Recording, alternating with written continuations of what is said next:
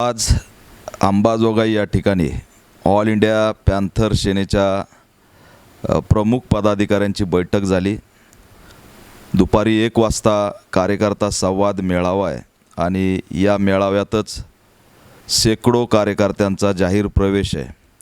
त्यात प्रामुख्याने अमर वाघमारे यांची युवा जिल्हाध्यक्ष शहरी भागाची निवड होणार आहे आणि त्यांच्या नेतृत्वात शेकडो तरुण हजारो तरुण त्या ठिकाणी प्रवेश करणार आहेत। त्या निमित्ताने हा महत्त्वपूर्ण दौरा होता। 2 दिवसापूर्वी अंबाजोगाईमध्ये अतिशय महामोर्चा ऑल इंडिया पॅन्थर सेनेने या ठिकाणी काढलेला आहे। त्याचं नेतृत्व महाराष्ट्राचे सरचिटणीस जीवन गायकवाड, मराठवाडा अध्यक्ष अक्षय भैया भुंबे आणि स्थानिकच्या जिल्हा आणि तालुका पदाधिकाऱ्यांनी केलेलं आहे। यात अनेक प्रमुख मागण्या आहेत आणि त्या मागण्यासाठी हा मोर्चा त्या ठिकाणी झाला होता। त्या मोर्चाच्या मागण्यांचा आढावा घेऊन संबंधित DYSP असतील, जिल्हाधिकारी असतील यांच्याशी मी स्वतः बोलतोय आणि त्या मागण्या मान्य करण्यासाठी सुद्धा आम्ही प्रयत्न करतोय। यात प्रामुख्याने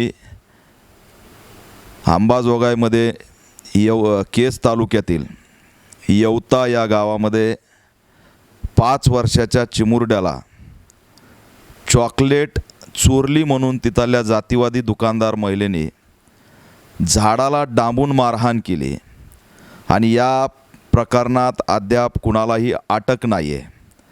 ती अटक तात्काळ झाली पाहिजे आणि ही घटना अतिशय लाजिरवाणी आहे की दलित म्हणून त्याच्याकडं चोराच्या दृष्टीने बघणं आणि तेही अतिशय चिमुरड्याच्या मुलाकडं, हे अतिशय दुर्दैवी आणि संतापजनक घटना आहे।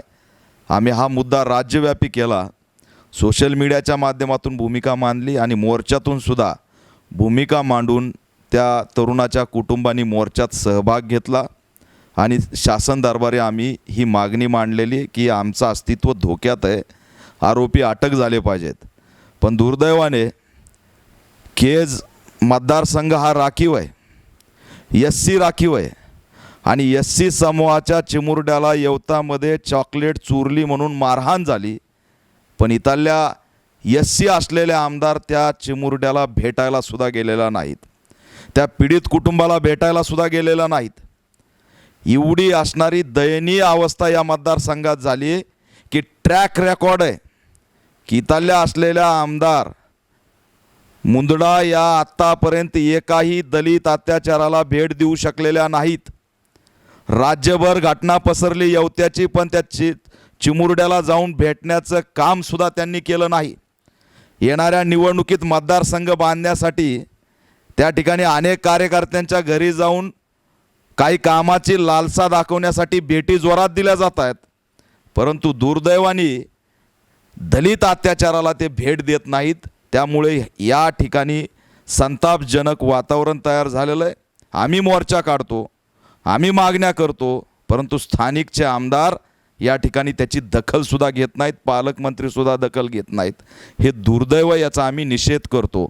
एवढंच नाही तर बर्दापूरला 5 वर्ष झालं, आज 5 वर्ष झालं बर्दापूरच्या बाबासाहेब आंबेडकरांच्या पुतळ्याची विटंबना होऊन हे आंदोलन राज्यव्यापी झालं। हजारो शेकडो कार्यकर्त्यांनी मोर्चे काढले आणि त्यावेळेस परळीचे आमदार आणि पालकमंत्री धनंजय मुंडे यांनी आश्वासन दिलं की 15 दिवसाच्या आत मी पुतळा बसवतो, स्मारक करतो। आज 5 वर्ष झालंय तरी या ठिकाणी धनंजय मुंडे यांनी स्मारक उभा केलं नाही। त्यांचा असणारा खर्च हिरोईनच्या कार्यक्रमावर मोठ्या प्रमाणात वाढतोय, पण कधीही 5 वर्षात जाऊन त्या कार्यक्रमाला, त्या स्मारकाचं काम कुठवर आलं हे त्यांनी बघितलेलं नाही।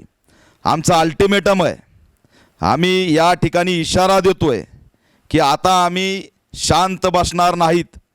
अतिशय दिरंगाईने काम करून डॉक्टर बाबासाहेब आंबेडकरांच्या या ठिकाणी स्मारकाची विटंबना सुरू आहे आणि त्याच्यामुळे आता आम्ही अल्टिमेटम देतोय की येणाऱ्या धम्मचक्र प्रवर्तन दिन 14 ऑक्टोबरच्या आत जर का बर्दापूरचं स्मारक झालं नाही, तिथला पुतळा उभा राहिला नाही, तर येणाऱ्या विधानसभेच्या निवडणुकीत पालकमंत्री धनंजय मुंडे यांना आम्ही मतदारसंघामध्ये फिरू देणार नाहीत, हा इशारा सुद्धा आज या माध्यमातून मी देतोय.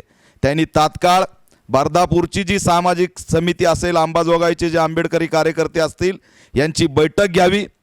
पुतळा कसा आहे, कोणता आहे, किती मजबूत आहे हा दाखवावा, त्याचं ऑडिट करावं आणि 14 ऑक्टोबरच्या आत हे स्मारक पूर्ण झालं पाहिजे. तुम्ही रातोरात करोडो रुपयाचे इव्हेंट उभा करता. देशव्यापी या ठिकाणी असणारं लाडली बहिणीचा कार्यक्रम तुम्ही मोठ्या प्रमाणात घेता. मग 5 वर्षे बाबासाहेबांचा पुतळा उभा करण्यासाठी का लागतो, हा प्रश्न सुद्धा आज मी अंबाजोगाईतून त्यांना विचारतोय. आणि याच्यामुळे आंबेडकरी समूहामध्ये संताप आहे आणि हीच भूमिका आज पत्रकार परिषदेच्या माध्यमातून आम्ही मांडतोय. अनेक प्रश्न आहेत. अंबाजोगाईमध्ये मातंग समूहाच्या 4 तरुणांवरती सामूहिक हल्ला झाला, त्याच्यामध्ये एकही आरोपी अटक झालेला नाही.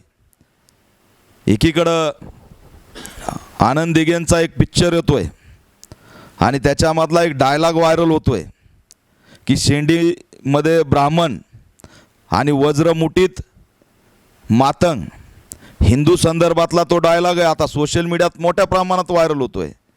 पण अंबाजोगाईमध्ये तुम्ही ज्या वज्रमुठीमध्ये हिंदू म्हणून मातंगांना संबोधित करताय, त्या मातंग तरुणांवरती भ्याड हल्ला झालेला आहे. सिरियस आहेत. त्यात एक जणाचा डोळा निकामा झालेला आहे. आता हिंदूंनी हिंदूवर केलेला हा हल्ला ही कोणती वज्रमूठ आहे, हा प्रश्न आम्ही या ठिकाणाहून विचारतोय. जळगावला केवळ सवर्णांच्या विहिरीमध्ये मातंग पावला म्हणून नग्न करून त्या तरुणांना त्या ठिकाणी धिंड काढली. एका मंदिरात मातंग तरुण गेला म्हणून गरम फरशीवर त्याला बसवलं, खाली त्याच्या बुडाला जखमा झाल्या. मातंग बेरोजगार आहे, मातंगांना शिक्षण नाही आणि तुम्ही वज्रमुठीची भाषा करून त्याला हिणवताय. त्याचं 18 विश्व दारिद्र्य, त्याला शिक्षण नाही आणि त्याच्यावरती फक्त अत्याचार होतोय. हे उत्तम उदाहरण जर बघायचं असेल तर अंबाजोगाई झालेली घटना आहे. या अनुषंगाने ही पत्रकार परिषद आहे आणि ताकदीने आम्ही विधानसभेला सुद्धा या माध्यमातून कामाला लागलेलो आहे.